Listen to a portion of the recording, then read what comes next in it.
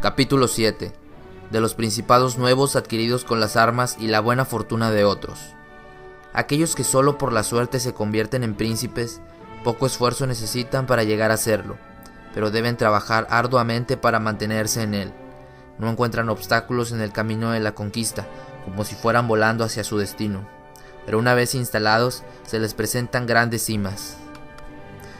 Esto sucede a quienes adquieren un estado a través del dinero o por la voluntad de sus antiguos señores, como sucedió en las ciudades de Jonia y el Helesponto, en Grecia, donde Darío concedió los principados a otros para que los manejaran en su nombre, para su seguridad y su gloria, como sucedió a muchos emperadores quienes alcanzaron el mando corrompiendo a los soldados.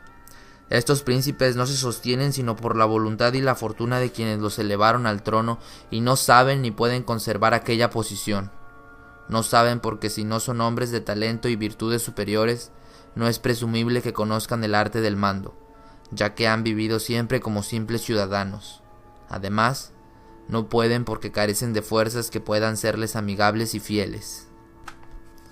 Además que los estados que surgen de pronto, como todo lo que en la naturaleza crece demasiado pronto, carecen de fundamentos y relaciones con otros estados, de manera que la primera tormenta no los resquebraje y destruya, a menos que en la naturaleza del nuevo príncipe exista, como ya hemos dicho, un talento tan grande que se les dé el entendimiento de las formas justas para conservación de lo que la fortuna les ha dado y sepan establecer los principios que otros pusieron, antes de que se llegara al poder. Acerca de estos dos métodos de llegar al poder por méritos o por fortuna, quiero citar dos ejemplos que perduran en nuestra recopilación, el de Francesco Sforza y el de César Borgia. Francesco dejó de ser un hombre común y corriente y se convirtió en duque de Milán, que consiguió con miles de ansiedades, y conservó con poco esfuerzo aquello que le costó mucho trabajo conseguir. Por otro lado, el llamado vulgarmente duque Valentino, César Borgia, adquirió el estado gracias a la ascendencia de su padre y con igual ligereza lo perdió, a pesar de haber empeñado todos los medios imaginables y hacer lo que todo hombre sabio y capaz debe hacer para arraigar en un estado que se ha obtenido por las armas y la fortuna de otros, que ha sido entregada a él. Como ya dije anteriormente, quien no construye a tiempo los cimientos podría ponerlos después, siempre que tenga una gran virtud, aunque con ello cause múltiples problemas a los arquitectos y ponga en riesgo el edificio. Si se toman en cuenta los pasos dados por el duque, podremos ver cómo él había fundamentado con solidez su futuro poder, lo que no es superfluo mencionar, porque yo mismo no podría señalar preceptos mejores a un príncipe nuevo que el ejemplo de las medidas tomadas por él. Y si las previsiones que se tomaran no sirvieron de nada, no fue por su culpa, sino por una rara y extrema malignidad de la fortuna. Alejandro VI, deseando magnificar a su hijo el duque, se enfrentaba con múltiples dificultades. En primer lugar, veía poco probable que su hijo llegara a gobernar algún estado que no fuera la Iglesia, así que se decidió por Milán, aunque sabía que el duque actual y los venecianos no se lo iban a consentir, porque Faenza y Rimini estaban desde hacía mucho tiempo bajo la protección de los venecianos. Además, veía que los ejércitos de Italia, y en especial aquellos de los que hubiera podido servirse, estaban en manos precisamente de aquellos que tenían razones para temer el engrandecimiento del Papa, por lo que una alianza resultaba peligrosa, además de que todos ellos estaban relacionados con los Orsini, los Colonna y sus aliados. Era necesario, por lo tanto, cambiar la situación y propiciar la rebelión en aquellos estados, para poder adueñarse de parte de ellos con el menor riesgo.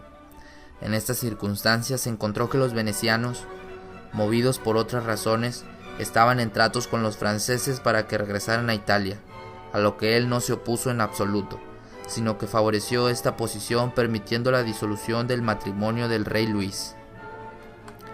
Así pues, el rey Luis de Francia llegó a Italia con el apoyo de los venecianos y el consentimiento de Alejandro, quien antes de que Luis hubiese llegado a Milán, ya había obtenido de él tropas para la conquista de Romaña, empresa que le resultó favorable debido a la reputación del propio rey.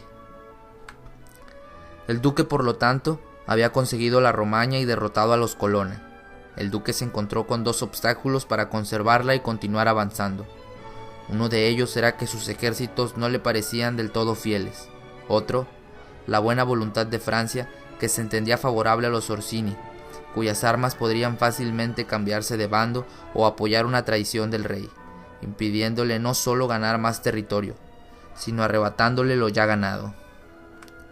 Sus dudas sobre la fidelidad de los Orsini fueron confirmadas a raíz de la conquista de Faenza, cuando se llevó a cabo el asalto de Bolonia y se evidenció la falta de coraje de las tropas. Respecto de la actitud del rey, se comprendieron sus intenciones cuando se tomó el ducado de Urbino, y el asalto a la Toscana era el siguiente paso. El rey lo presionó para que desistiera de tal empresa. Fue así como el duque decidió no depender más de las armas y la fortuna de otros, ya que lo primero que hizo fue debilitar a los partidarios de los Orsini y los Colonna en Roma. Los aliados que ellos tenían entre la nobleza fueron ganados por el duque haciéndolos nobles suyos y les ofreció grandes pagos si aceptaban cargos militares o de gobierno. De modo que en pocos meses, el afecto que tenían por aquellos se volvió por entero hacia el duque. Más tarde se le presentó la ocasión de aplastar a los principales jefes del grupo de los Orsini, habiéndose ocupado previamente de los partidarios de los Colonna. Llegó la oportunidad y él la aprovechó contra los Orsini, quienes se dieron cuenta, aunque demasiado tarde, que habían comprendido que la grandeza del duque y de la iglesia generaban su ruina, por lo que celebraron una reunión en Magione, el territorio de Perugia. De esta repentina rebelión surgió la rebelión en Urbino, los tumultos de la Romaña y los infinitos peligros por los cuales atravesó el duque, pero éste pudo superar todo con ayuda de Francia. Habiendo restaurada su autoridad, el duque no podía fiarse de los franceses ni de las demás fuerzas extranjeras y como no se atrevía a desafiarlas, recurrió al engaño para afianzar aún más su posición. Y supo disimular tan bien sus propósitos que por intermedio del señor Paolo, a quien el duque había cultivado para ganar su confianza, por medio de la gentileza y múltiples regalos, como vestidos y caballos y dinero, los Orsini se reconciliaron, hasta el punto de que logró reunir a los cabecillas en Sinigaglia. Habiendo exterminado a los líderes y los partisanos convertidos en amigos, el duque tenía muy buenas bases para el dominio de toda la Romaña, junto con el ducado de Urbino, con lo que ganaba la provincia toda, a quienes empezaba a gustar el bienestar de su gobierno. Y todo esto es digno de ser contado e imitado por otros y conviene no pasarlo por alto. Cuando el duque ocupó la Romaña, descubrió que los señores que la regían eran débiles e incapaces, y que habían dado mayores causas de desunión que de unión. Así que en la provincia entera se extendía el robo, luchas internas y toda clase de violencia, y así deseando nuevamente pacificarla y someterla a su obediencia y autoridad, él consideró necesario brindarle un buen gobierno. Inmediatamente después, puso como representante suyo a Ramiro de Orco, un hombre de acciones rápidas y famoso por su crueldad, a quien le otorgó pleno poder. Dicho hombre en poco tiempo unió y pacificó la provincia con gran éxito, aunque a costa de una excesiva autoridad, tanta que el propio duque no tuvo duda de que se podría generar un gran odio en su contra, por lo que estableció un tribunal civil en el centro de la provincia, con un presidente de pleno reconocimiento. En este tribunal, cada ciudadano podía tener un abogado para su defensa.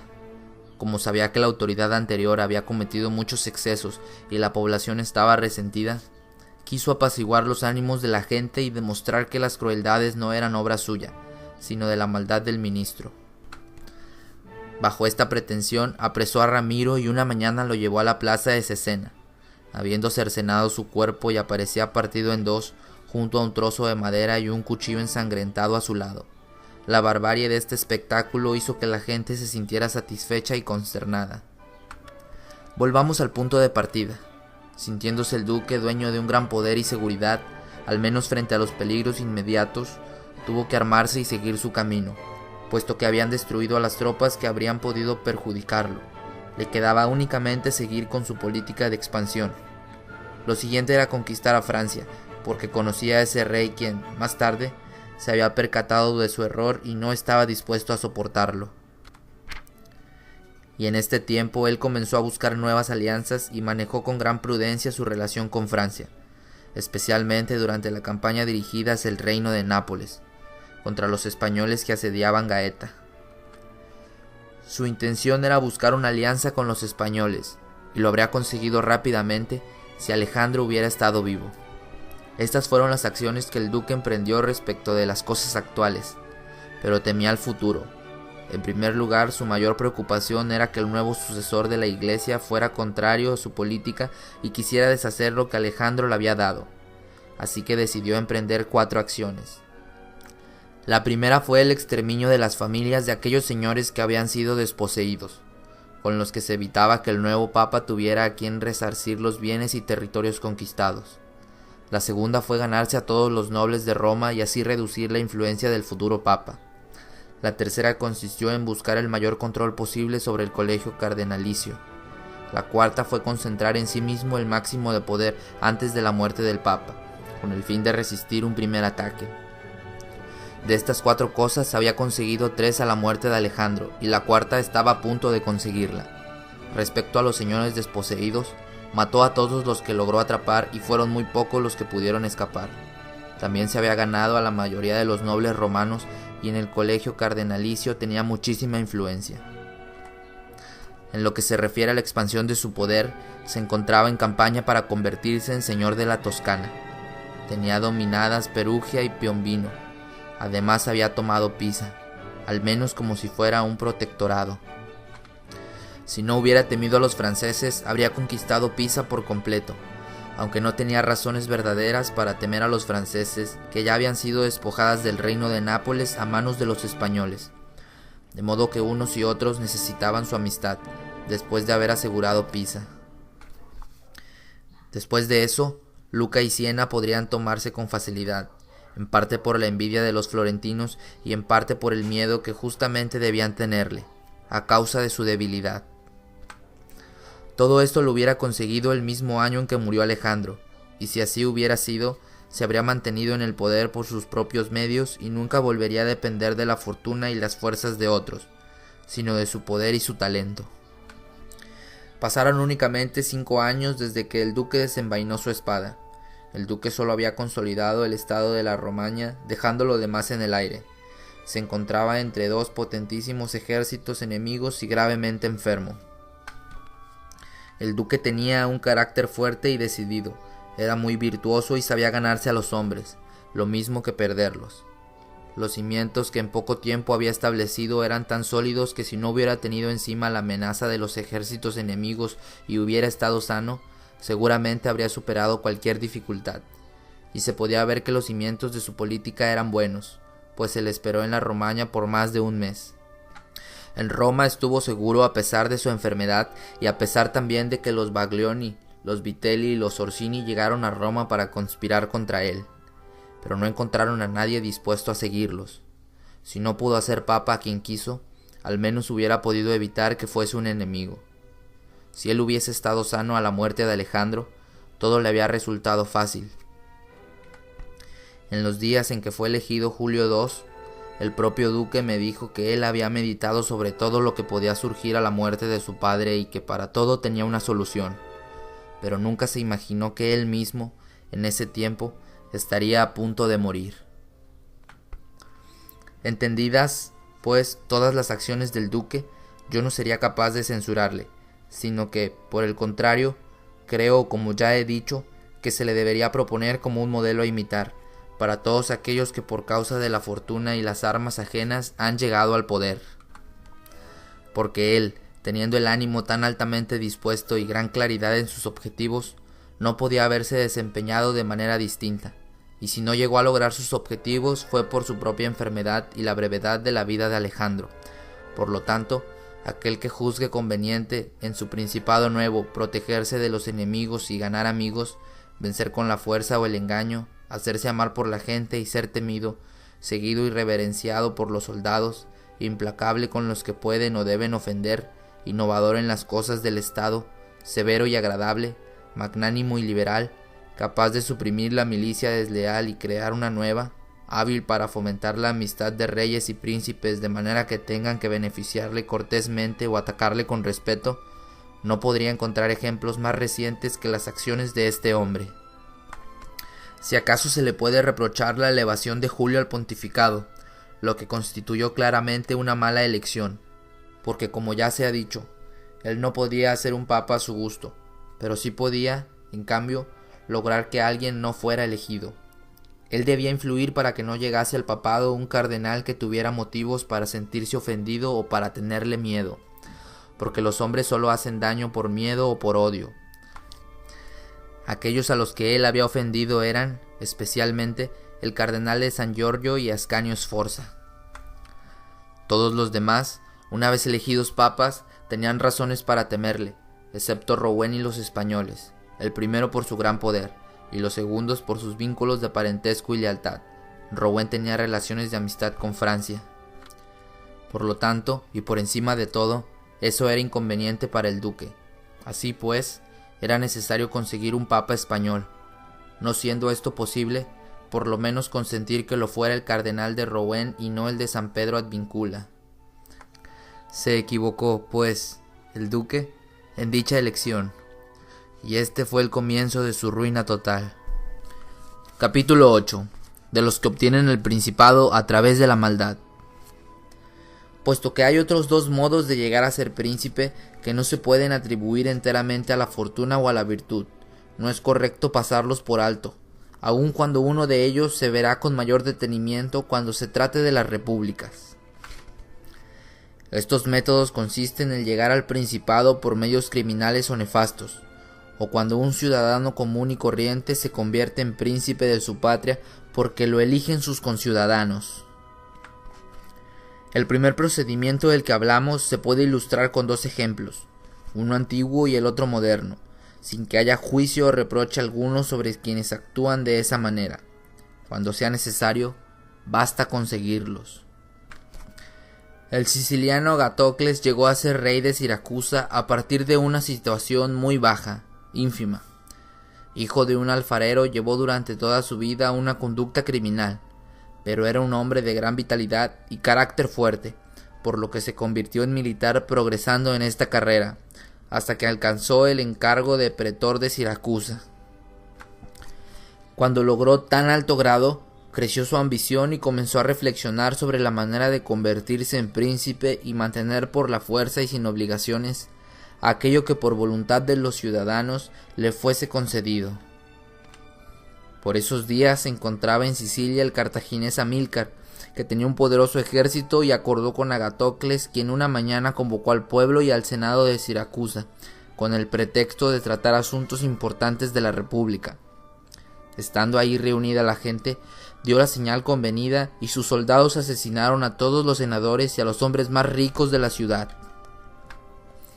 Habiendo eliminado toda oposición, conservó fácilmente el principado de la ciudad sin que se encendiera ninguna guerra civil por su causa, y a pesar de que fue derrotado en 2 ocasiones por los cartagineses y sitiado por ellos, no solo fue capaz de defender su ciudad, sino que dejando parte de su tropa para que contuviera a los enemigos, con el resto invadió el África y poco tiempo después levantó el sitio de Siracusa y puso a los cartagineses tan debilitados que se vieron obligados a pactar con él, a conformarse con sus posesiones del África y a dejarle la Sicilia.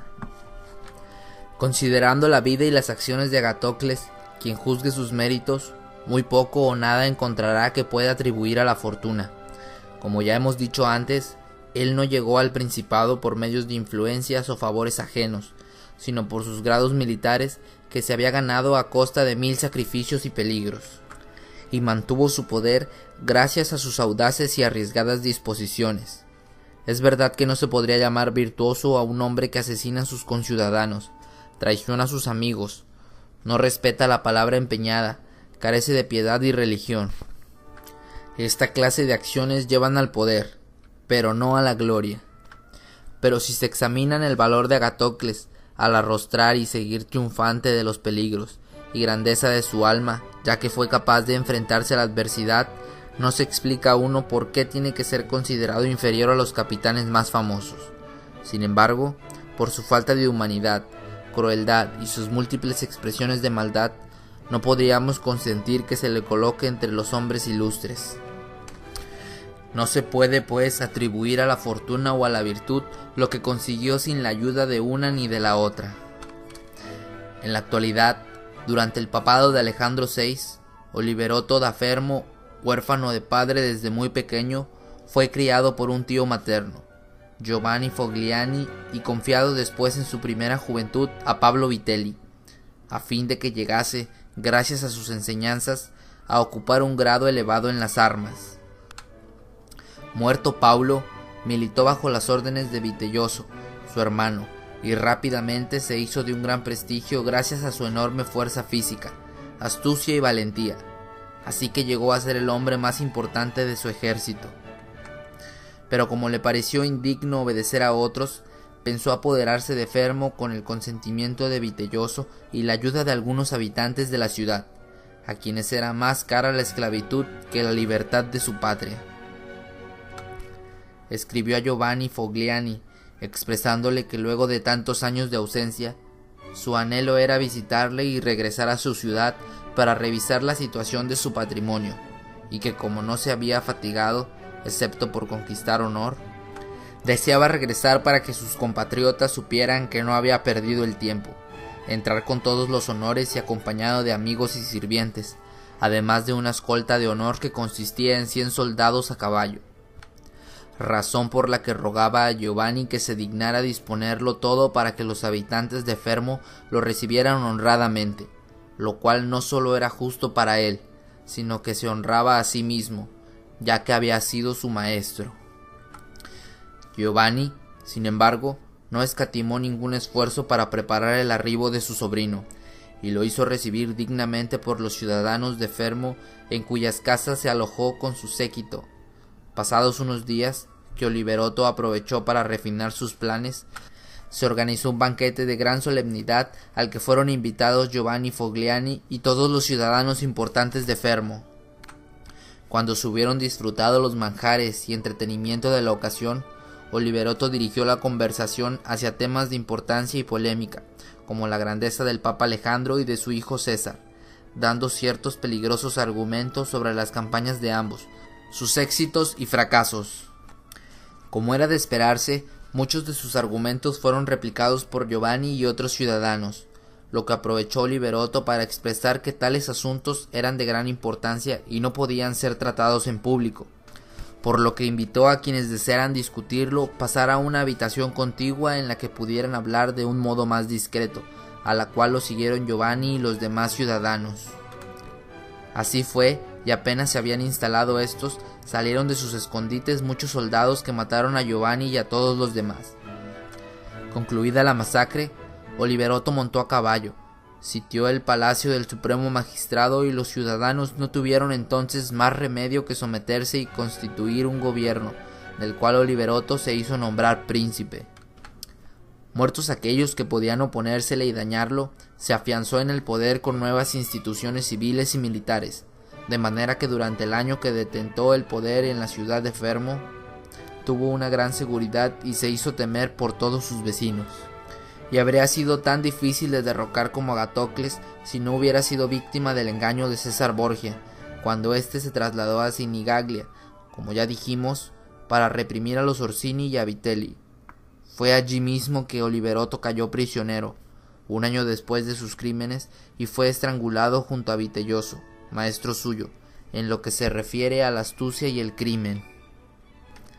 ¿Podría alguien preguntarse a qué se debe que mientras Agatocles y otros como él, a pesar de sus infinitas traiciones y crueldades, pudieron vivir con seguridad y durante largo tiempo en su patria, sin temer conspiraciones y pudieron a la vez defenderse de las amenazas externas?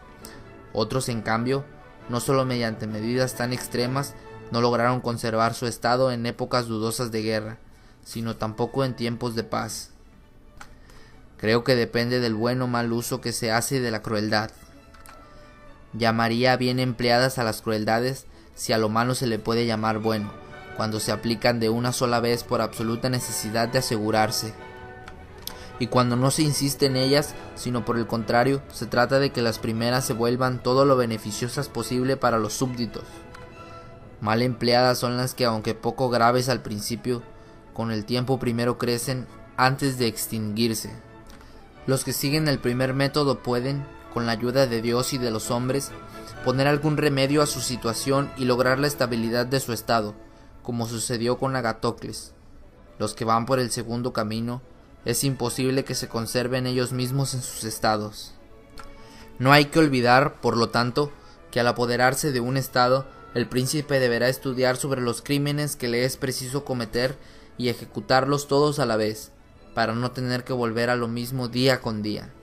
De esta manera podrá tranquilizar a sus nuevos súbditos y ganárselos a fuerza de favores. Quien proceda de modo contrario, ya sea por falta de capacidad o mal consejo, deberá tener siempre el cuchillo en la mano y no podrá apoyarse en los súbditos, ya que nadie le tendrá confianza debido a las continuas ofensas. Porque las ofensas deben aplicarse de golpe, todo a la vez, para que no puedan ser meditadas y asimiladas con rapidez, mientras que los favores hay que hacerlos poco a poco, para que puedan saborearse mejor.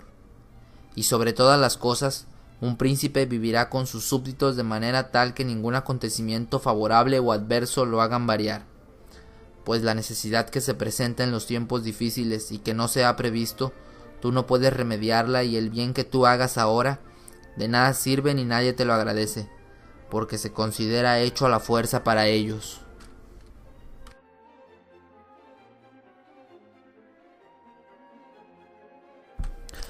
Capítulo 9. Del Principado Civil. Pero vayamos a otro punto. Cuando un ciudadano común se convierte en príncipe de su patria, sin apoyarse en violencias o indignos crímenes, sino por la voluntad de sus conciudadanos. Esto es lo que se llama Principado Civil, y para llegar a él no se necesita desplegar una gran virtud ni mucha fortuna, sino más bien la suerte aliada de la astucia. A este tipo de principado se llega con el favor del pueblo o con el de los grandes y poderosos, porque siempre, en las ciudades, se dan estos dos tipos de partidismo, dado que los habitantes del pueblo no desean ser gobernados y oprimidos por los nobles. En cambio, los grandes tienden a dominar y a oprimir al pueblo. De estos deseos contrarios, surge alguno de los siguientes tres efectos: principado, libertad o anarquía. El principado es creado por el pueblo o por los nobles, según se dé la oportunidad para unos u otros y la manera como ésta se aproveche. Porque los nobles, cuando comprueban que no pueden resistir al pueblo, concentran toda la autoridad en uno de ellos y lo hacen príncipe para poder, a su sombra, dar rienda suelta a sus apetitos. Si el pueblo se da cuenta que no puede resistir a los nobles, acrecienta la reputación de alguno para llevarlo al principado y abrigarse después bajo su poder.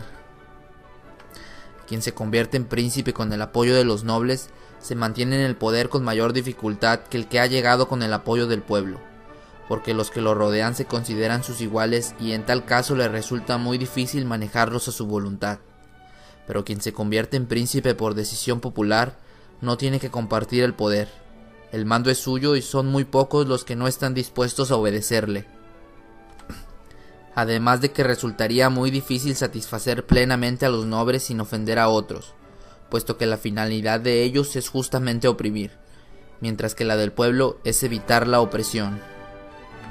Hay que añadir que un príncipe no podría estar seguro frente a una población adversa, dado que ella conforma una multitud. Es más fácil asegurarse la lealtad de los nobles, porque ellos son pocos. Lo peor que un príncipe puede esperar de un pueblo que no lo ame es el ser abandonado por él.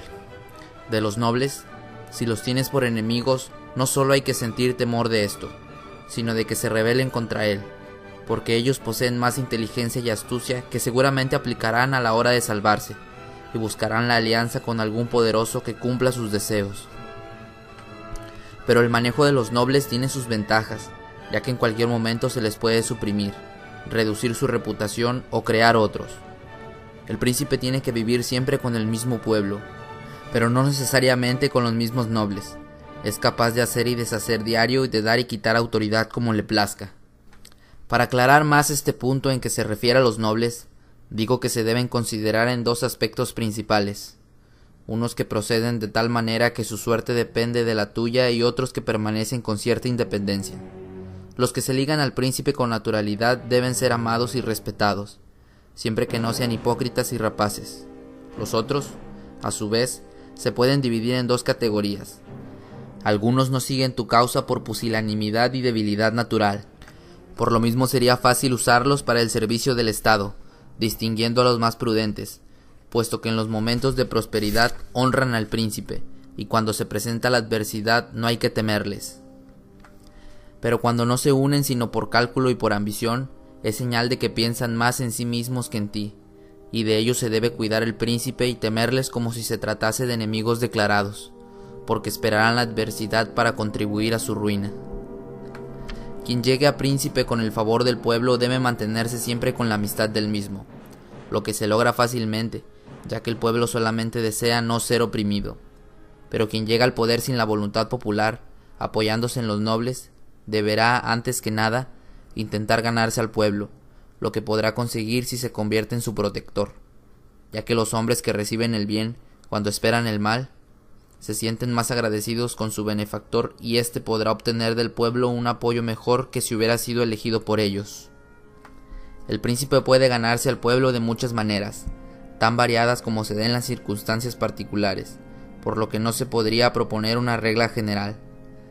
A este respecto solamente podríamos concluir diciendo que a un príncipe le conviene siempre contar con la amistad de su pueblo, pues de lo contrario no tiene remedio en la adversidad. Nabis, un príncipe espartano, resistió el fuerte asedio de toda Grecia y Roma, defendió su gobierno y su país, y le bastó, llegado el peligro, defenderse con unos cuantos hombres, que si hubiese tenido como enemigo al pueblo, no le hubiera sido suficiente, y que no pretenda desmentir mi opinión con el gastado proverbio de «Quien edifica sobre el pueblo edifica en el barro», porque el proverbio solo es verdadero cuando se trata de un simple ciudadano que confía en el pueblo, como si el pueblo tuviese el poder de liberarlo, cuando los enemigos o los magistrados lo oprimen. Es muy fácil caer en este error. Así ocurrió a los Graco en Roma y en Florencia a Giorgio Scali. Pero si el que se basa en el pueblo es un príncipe con suficiente capacidad de mando y un valor tal que no se acobarda en la adversidad y mantiene con su ánimo el ánimo de todos ellos, no solo no se verá nunca defraudado, sino también tendrá sólidos fundamentos. Esta clase de principados presentan peligros cuando están por pasar del orden civil al absoluto, porque el príncipe puede gobernar directa o indirectamente a través de magistrados. En este último caso, su situación es más difícil y se corre mayor peligro, porque el príncipe se halla supeditado a la voluntad de los ciudadanos que han sido elegidos magistrados y quienes, en momentos de conflicto, pueden dejar de obedecerle o enfrentársele abiertamente y llegar a derrocarlo. Y no encontrará nunca en los tiempos dudosos gente en quien poder confiar, puesto que tales príncipes no pueden tomar como ejemplo tiempos normales, cuando los ciudadanos tienen necesidad del Estado, y corren y prometen y quieren morir por él, porque la muerte está lejana. Pero en los tiempos adversos, cuando el Estado tiene necesidad de los ciudadanos, hay pocos que quieran acudir en su ayuda. Y esta experiencia es tanto más peligrosa, cuanto que no puede intentarse sino una vez. Por ello, un príncipe sabio debe encontrar una manera por la cual sus ciudadanos, siempre y en toda ocasión, tengan necesidad del Estado y de él, y así le serán siempre fieles. Capítulo 10. De cómo deben medirse las fuerzas de todos los principados. Es necesario considerar otro punto al examinar la naturaleza de estos principados, esto es, si el monarca tiene tanto poder que se permita, en caso de necesidad, valerse por sí mismo o si se requiere de la ayuda ajena. Para mayor claridad diré que, en mi opinión, solo pueden valerse por sí mismos los que tengan abundancia de hombres o de dinero y por lo tanto poner en pie de guerra un ejército tan grande como sea necesario, enfrentándose en abierta batalla con cualquier enemigo.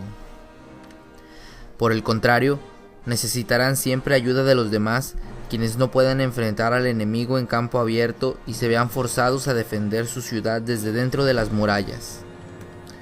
Al primer caso ya nos hemos referido y abundaremos más adelante. Del segundo caso no podemos decir casi nada, solo aconsejar a los príncipes que fortifiquen bien la ciudad y concentren sus esfuerzos en defenderla. Quien tenga fortificada su ciudad y haya cuidado sus relaciones con los súbditos de la manera como se ha dicho arriba y se dirá más adelante, será atacado con gran temor y precaución, pues resulta natural que los enemigos consideren muy difícil la conquista de una ciudad bien defendida y en la que el príncipe no sea odiado por su pueblo. Las ciudades de Alemania son muy libres, tienen poco territorio bajo su jurisdicción, no temen al emperador y le obedecen cuando quieren, lo mismo que a otros monarcas, porque dichas ciudades están fortificadas de tal manera que sus posibles ofensores piensan que su asedio será largo y doloroso, porque en ellas existen los fosos y las murallas adecuadas, tienen suficiente artillería, los almacenes públicos están bien provistos de comida, bebida y materiales de combustión que podrían durar un año entero.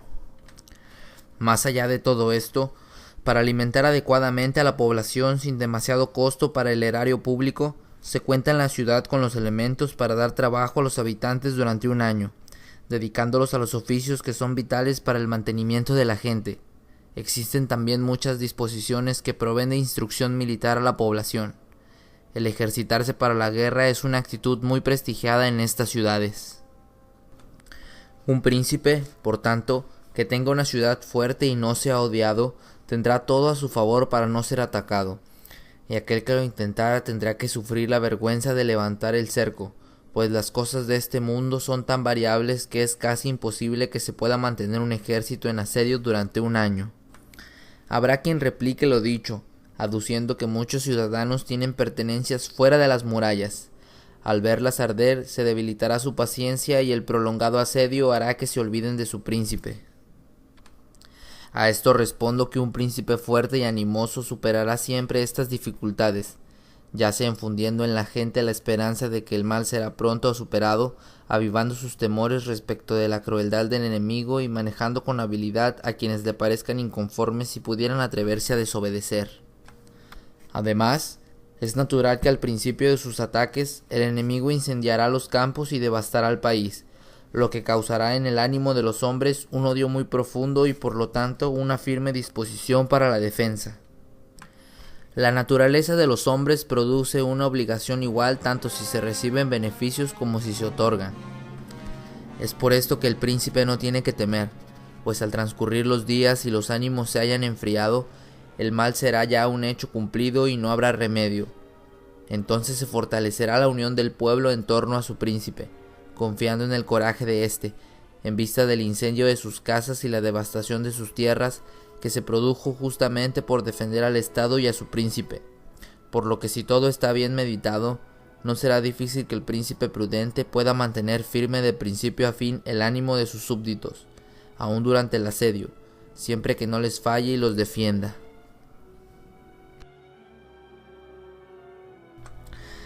Capítulo 11.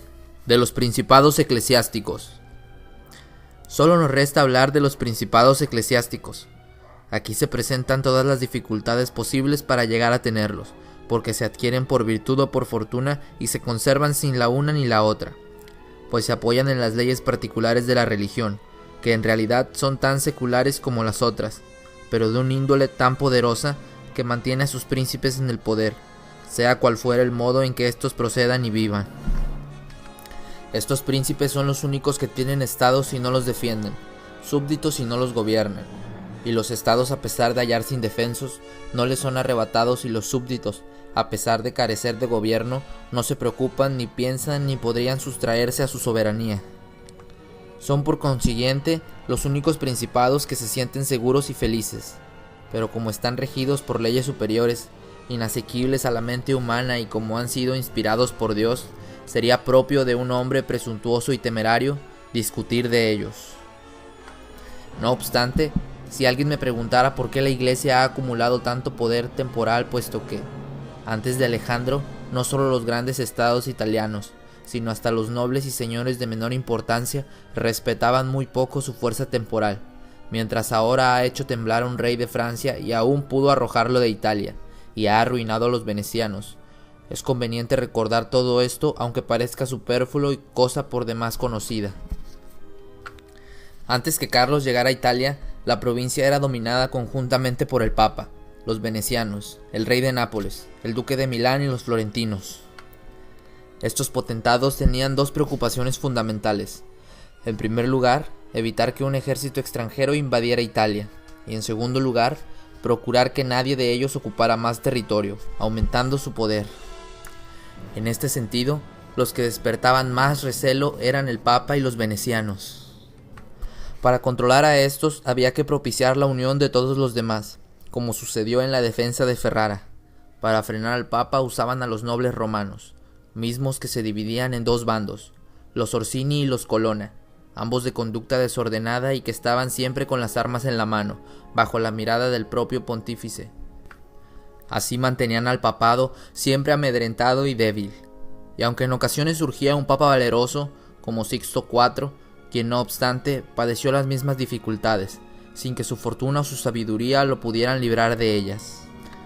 A causa de la brevedad de su vida, pues los 10 años que como término medio vive un papa bastaban apenas para debilitar una de las facciones, y si hubiera podido aniquilar a los Colonna, resurgirían estos bajo otro enemigo de los Orsini, a quienes tampoco había tiempo para hacer desaparecer por completo.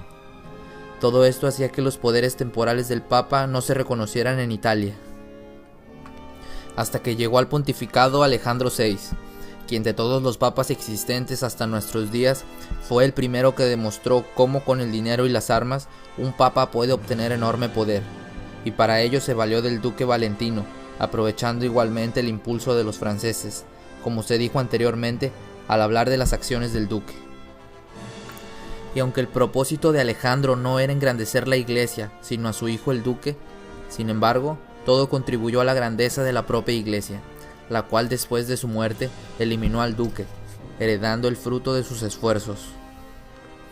Al ascender el Papa Julio se encontró con una iglesia fortalecida gracias al dominio de toda la Romaña y a que los nobles romanos habían sido eliminados y se habían neutralizado las facciones a causa de los golpes que les había propinado antes Alejandro. Todo lo continuó Julio, y fue más allá, pues emprendió la campaña de Bolonia, se propuso aniquilar a los venecianos y expulsar a los franceses de Italia. Todas estas empresas en las que obtuvo grandes victorias le dieron tanta más gloria cuanto que su motivo era aumentar el poder de la iglesia y no el suyo propio. Dejó las facciones de los Orsini y de los Colonna en idénticas condiciones en que las encontró, y aunque ambas tuvieron jefes capaces de rebelarse, se mantuvieron tranquilas por dos razones. Primero por la grandeza de la iglesia que los amedrentaba y después por carecer de cardenales que perteneciesen a sus partidos a causa siempre de discordia entre ellos, que de nuevo se repetirán otra vez cuando tengan cardenales que los representen, puesto que ellos fomentan dentro y fuera de Roma la creación de partidos, que los nobles de una y otra familia se ven obligados a apoyar, por lo cual cabe decir que las disensiones y disputas entre los nobles son originadas por la ambición de los prelados. Por estas razones ha hallado pues su santidad el Papa León X un pontificado muy poderoso y que fue levantado con las armas y las acciones de los dos papas que le precedieron. Es de esperarse de su bondad y sus infinitas virtudes que lo hará aún mayor y digno de una enorme veneración.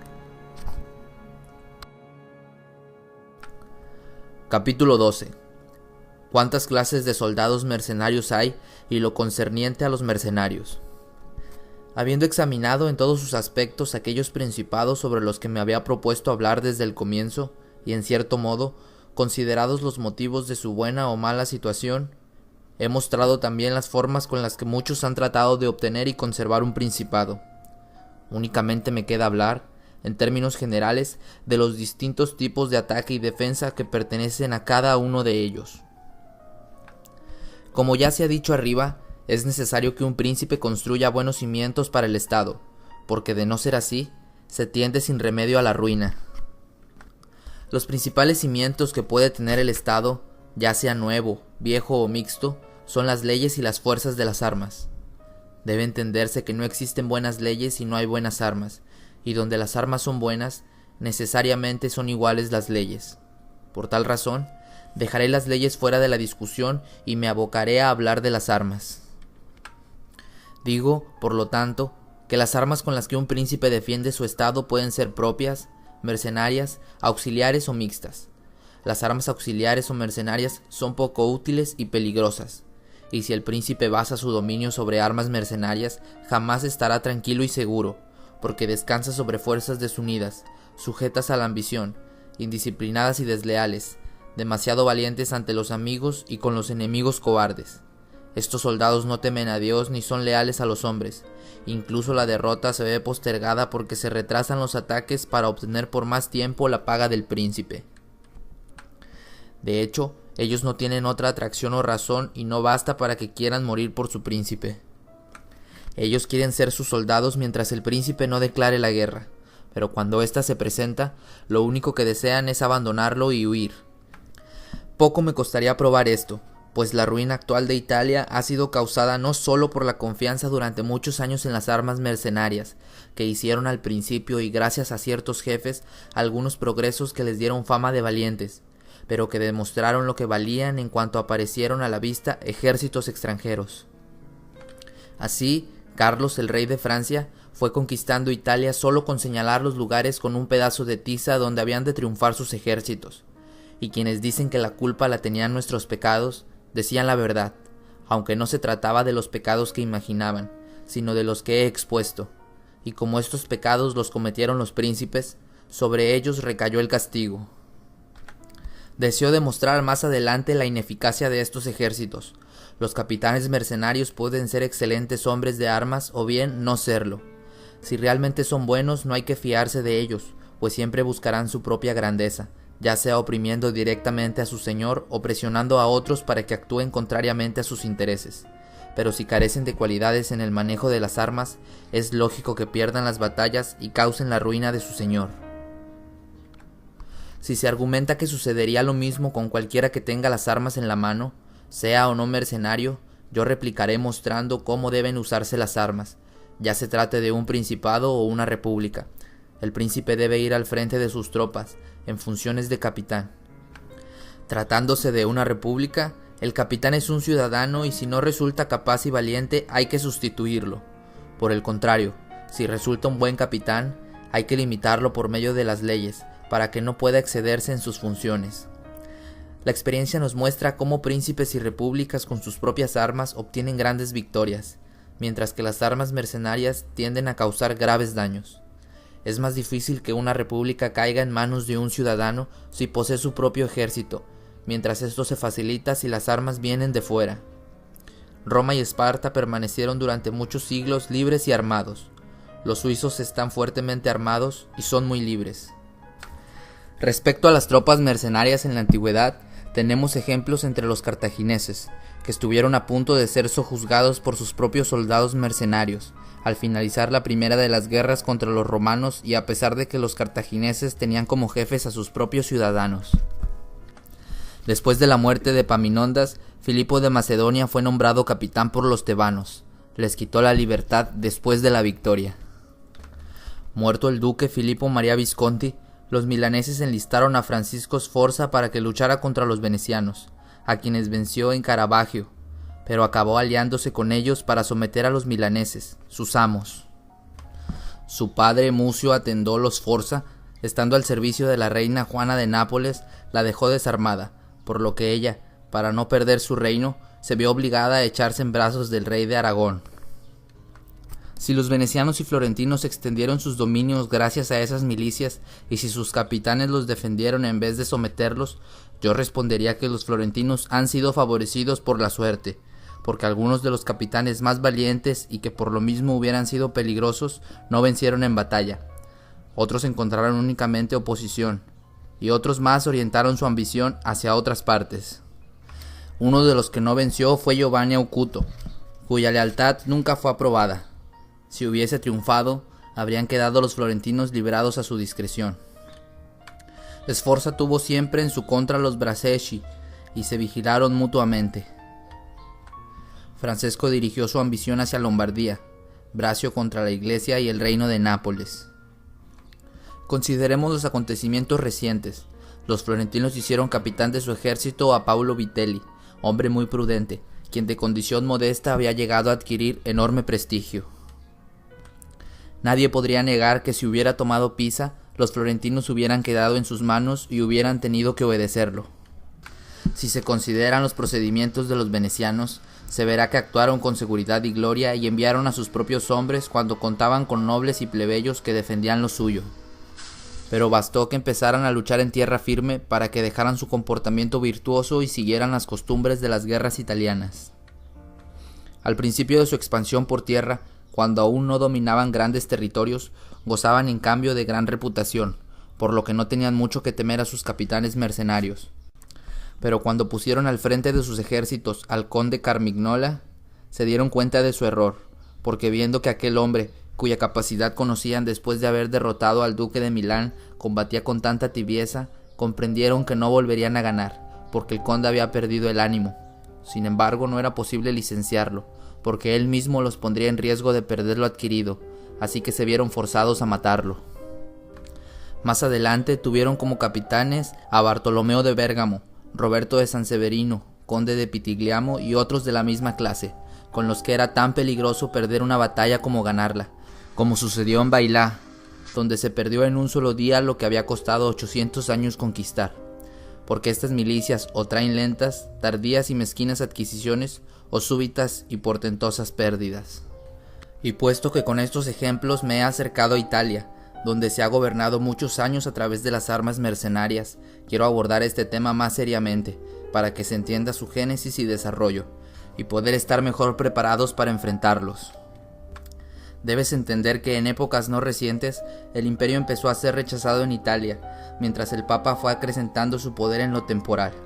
Italia se dividió entonces en varios estados, en parte porque muchas de las grandes ciudades tomaron las armas contra los nobles que antes eran favorecidos por el emperador y ejercían un fuerte dominio. La Iglesia favorecía estas rebeliones para aumentar su poder temporal y en muchos casos fueron simples ciudadanos quienes llegaron al Principado. Así que casi toda Italia cayó en manos de la Iglesia y de las repúblicas, pero como los sacerdotes o los ciudadanos no están acostumbrados al uso de las armas, comenzaron a llamar soldados extranjeros, que venían por la paga. El primero en organizar este tipo de milicia fue Alberigo de Conio, originario de Romaña. Algunos de sus discípulos fueron Bracio y Sforza, quienes adquirieron gran poder en Italia. Luego vinieron todos aquellos que hasta nuestros días han dirigido esa clase de ejércitos de Italia.